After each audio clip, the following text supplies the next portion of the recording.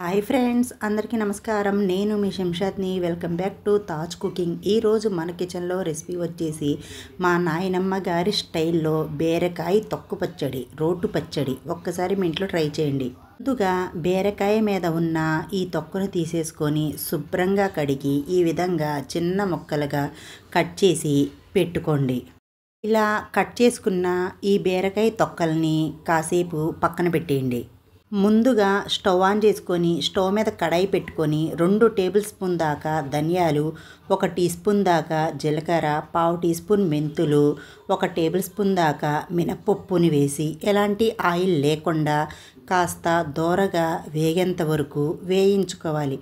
చిన్న మంట మీద పెట్టి వేయించుకోండి.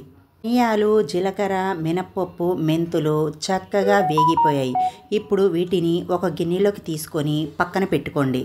ఇప్పుడు ఇదే కడాయిలో 1 టేబుల్ స్పూన్ దాకా ఆయిల్ని వేసి మీరు తినే కారాన్ని బట్టి 10 నుంచి 12 దాకా ఎండుమిర్చిని వేసి చిన్న మంట మీద పెట్టుకొని కాస్త దోరగా వేగేంత వరకు వేయించుకొని వేగాక ఎండుమిర్చిని తీసేసుకోండి.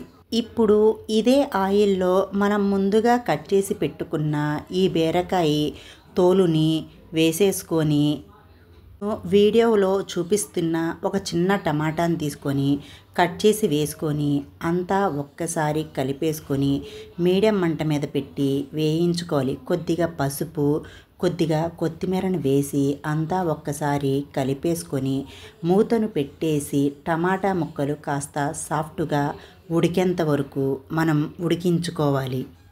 ఒక 5 నిమిషాలు ఉడికాక ఈ బీరకాయ తొక్క, టమాటాలు అనేవి సాఫ్ట్గా ఉడికిపోయాయి కదా ఫ్రెండ్స్. ఇప్పుడు మనం స్టాప్ చేసేసుకొని ఈ బీరకాయ తొక్కల్ని కాసేపు పూర్తిగా చల్లారేంత వరకు మనం పక్కన పెట్టేసుకుందాం.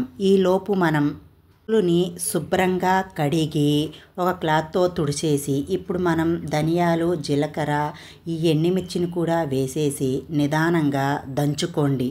ధనియాలు, జీలకర్ర, మెంతులు, మినపప్పు, ఎండుమిర్చి అనేది కాస్త మెత్తగా దంచుకోవాలి. మీరు కావాలంటే మిక్సీలో అయినా చేసుకోవచ్చు.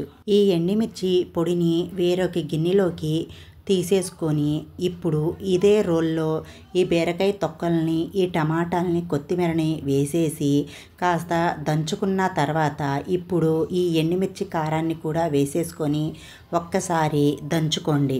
ఇలా దంచుకున్న తర్వాత రుచికి సరిపడినంత ఉప్పు మీ టేస్ట్ని బట్టి మీరు వేసుకోండి.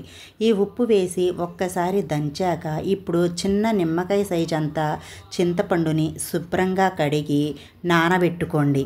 నానబెట్టుకున్న ఈ చింతపండును కూడా వేసేసి ఈ చింతపండు నీళ్లను కూడా కొద్దిగా వేసుకొని ఈ పచ్చడిని నిదానంగా రుబ్బుకోండి. మీరు కావాలంటే ఈ బీరకాయ తొక్కల పచ్చడిని మీరు మిక్సీ జార్లో అయినా చేసుకోవచ్చు. 5-6 వెల్లుల్లి రెబ్బల్ని వేసి మెత్తగా దంచుకోండి. ఎంత మెత్తగా వీలైతే అంత మెత్తగా రుబ్బుకోండి. ఒక్కసారి ఈ బీరకాయ తొక్కల పచ్చడిని మీరు మీ ఇంట్లో ట్రై చేయండి ఫ్రెండ్స్. మీ అమ్మమ్మలు, నాయనమ్మలు మీ ఇంట్లో ఇదే విధంగా చేసి ఉంటారు. లేకపోతే వాళ్ళు ఎలా తయారు చేశారో నాకు కామెంట్ సెక్షన్లో తెలియచేయండి. బీరకాయ తొక్క పచ్చడి అనేది మెత్తగా రుబ్బేసుకున్నాం కదా ఫ్రెండ్స్. ఇప్పుడు మనం ఈ బీరకాయ తొక్క పచ్చడిని ఇప్పుడు గిన్నెలోకి తీసేసుకుందాం. అసలు రోటులో దంచుకున్న పచ్చడి రుచే వేరు కదా ఫ్రెండ్స్. రోలు అవైలబుల్లో ఉంటే మాత్రం రోట్లో చేసుకోండి.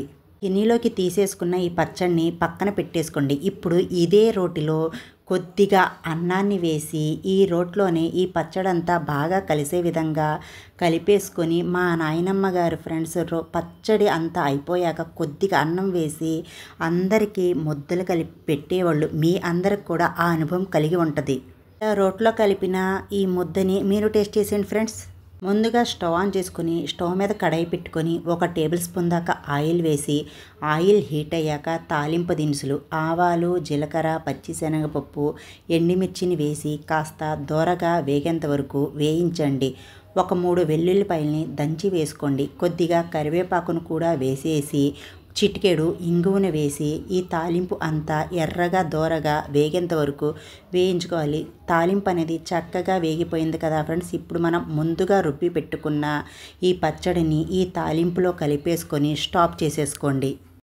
ఈ పచ్చడంతా ఈ తాలింపులో కలిసిపోయాక ఒక గిన్నెలోకి తీసేసుకోండి. ఇంతే ఫ్రెండ్స్, ఎంతో రుచికరంగా ఉండే మా నాయనమ్మ గారి స్టైల్లో బీరకాయ తొక్క రోటి పచ్చడి. మీకు కనుక రెసిపీ వీడియో నచ్చినట్టయితే మా వీడియోకి ఒక మంచి లైక్ ఇచ్చి మీ ఇంట్లో ట్రై చేసి ఎలా కుదిరిందో కామెంట్ సెక్షన్లో తెలియచేయండి. ఇలాంటి మంచి మంచి రెసిపీ వీడియోస్ కోసం మా ఛానల్ని సబ్స్క్రైబ్ చేసుకోండి. పక్కనున్న గంట సింబల్ని యాక్టివేట్ చేసుకోండి. Bye friends, thank you for watching. మళ్ళీ కలుద్దాం ఇంకొక కొత్త వీడియోతో.